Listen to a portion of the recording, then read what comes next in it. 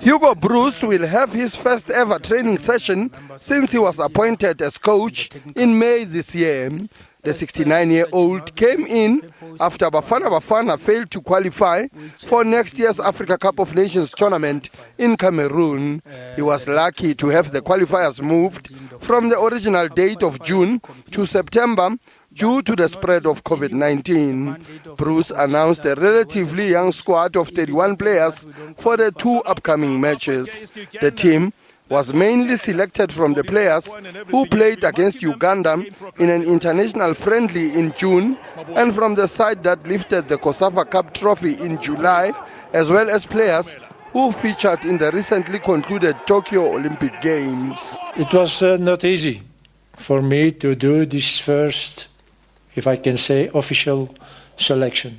First of all, the league here in South Africa starts next weekend.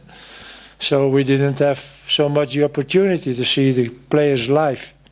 We were happy that there was a MTN Cup game last weekend, so we visited a few games there. So we had the opportunity already to see a few of those players.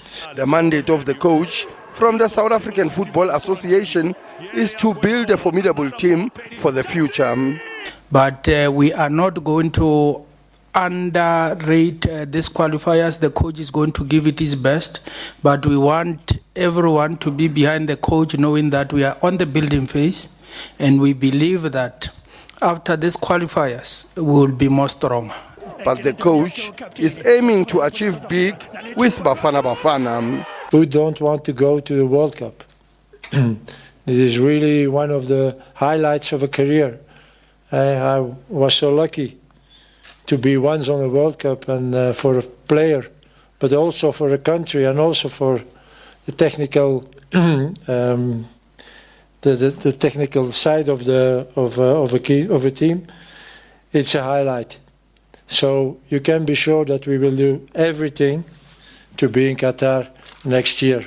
The two recent camps of the senior national team reported several positive COVID-19 cases, but this time, strict COVID-19 protocols will be followed to avoid a similar occurrence. We have reviewed our COVID protocol and we have decided to go on a rigid bubble.